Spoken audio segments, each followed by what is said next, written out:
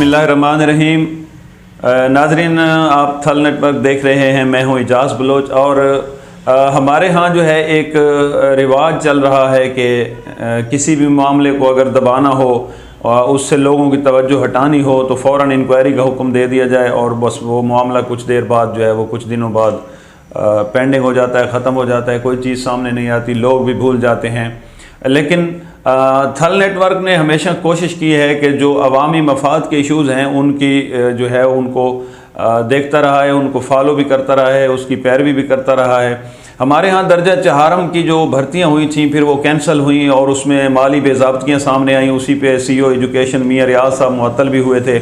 उसकी deputy commissioner Syed मूसा रज़ा साहब ने इंक्वायरी लगा दी थी कि और वो आर्डर कैंसिल कर दिए गए थे कि उनका कहना था कि जो ज़िम्मेदारान हैं उनको बेनकाब किया जाएगा और बाद में जो है ये देखा जाएगा इसका कि भर्ती मेरिट के मुताबिक किस तरह मामला थे वो होते हैं। उसमें जो शिकायत जो सबसे ज़्यादा सामने आई थी कि लोगों से पैसे लिए गए और 3 लाख से 6 लाख रुपए तक की इतलात थी।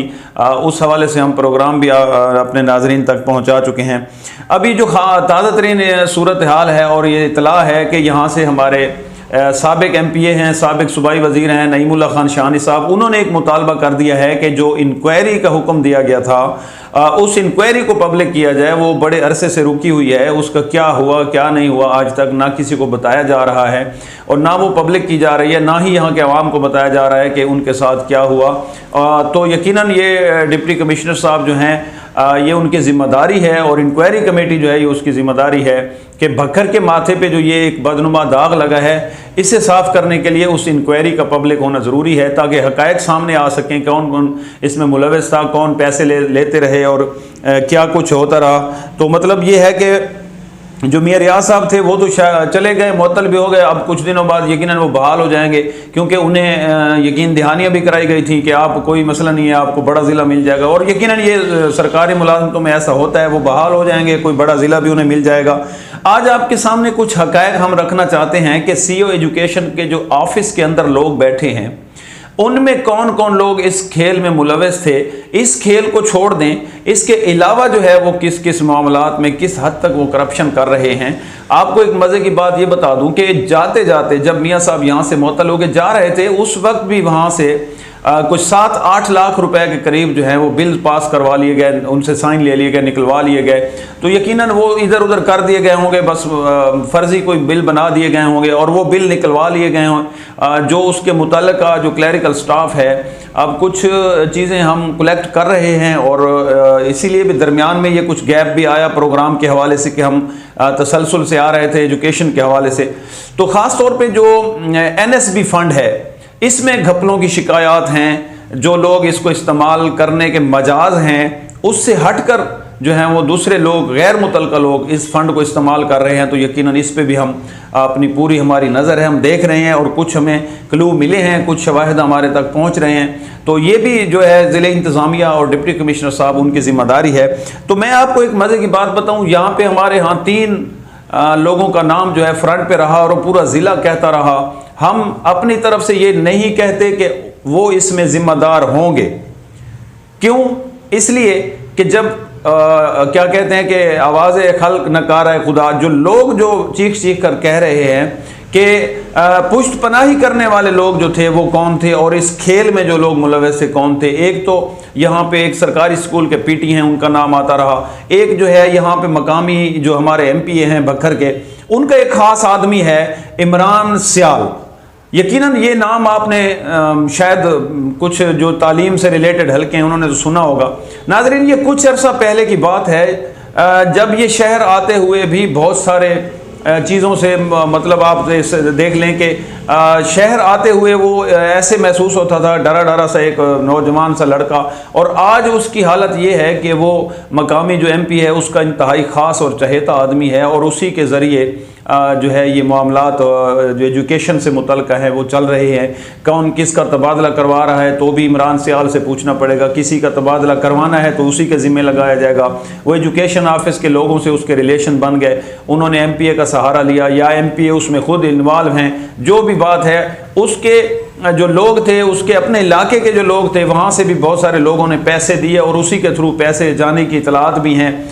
तो एक आपको हम कुछ नाम देते हैं। एक ज़फ़र इकबाल मौलाना साहब हैं, मौलाना साहब। एक फैसल हैं, कोई राजपूत हैं। ये दो बंदे हैं जिन्होंने पैसे दिए थे और जो ख़ास तौर पे इनकी जो नौकरियों का था। और एक शौकत नाम का यतीम लड़का था और उस बेचारे की कोई मरीज़ भी था और 3-4 कनाल उसकी ज़मीन थी। तो उसे कहा गया कि आप 1 कनाल अराज़ी हमारे नाम करा दें, हम आपको जो है इसमें दर्जा 4 की जो सीटें आ रही हैं इसमें आपको आर्डर करा देंगे। यानी इस हद तक जो जुल्म होता रहा। और मज़े की बात यह है कि 5-5 हज़ार रुपये उन लोगों से लिए गए जिनके आर्डर कैंसिल हुए और उन्हें कहा गया कि आप 5-5 हज़ार रुपये जमा करवाएं और वहाँ जाकर रिट दायर करनी है। तो ये 70-80 हज़ार रुपये जमा हुए थे। अब उसमें से कितने लगे, 20 लगे, 30 लगे, ज़ाहिर है। बाकी कुछ जो एक मतलब है उनके MPA साहब के ख़ास आदमी हैं, वो सेक्रेटरी हैं, उनके साथ रहते हैं हर वक्त, वो लोगों से पैसे इकट्ठे करते रहे। बड़ी हैरान कुन बात है और बड़ी शर्म की बात है कि बखर जैसे इलाके में, पसमानदा इलाके में अब ये जो समझा जा रहा है कि शायद लोग बेवकूफ़ हैं या फिर अपने जो मुखालफिन हैं उन पे जो इल्ज़ामात तराशियाँ की जाती हैं कि जी वो करप्ट हैं और वो इस तरह की कार्रवाइयाँ करते हैं और वो जुल्म करते हैं लोगों पे। तो ये जुल्म आज खिदमत महाज के दौर में हुआ है लोगों पे और उसका आज तक कोई अता पता नहीं है। लोगों से पैसे लिए जाते रहे, सब देखते रहे।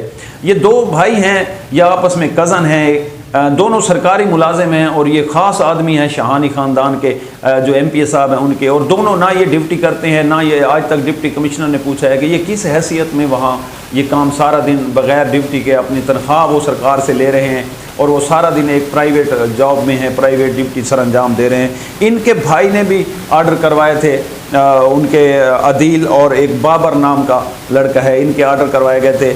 और मैं नाज़रीन आपको एक मज़े की बात बताऊं, जो शौकत नाम का मैंने आपको बताया वो मरीज़ आदमी था। वो एक बंदे को मिला, उसने कहा जी मुझे ऐसे कहा जा रहा है कि जी मेरी 4 कनाल अराज़ी है और मुझे कहा जा रहा है कि 1 कनाल आप हमारे नाम करा दें, हम आपको आर्डर करा देंगे।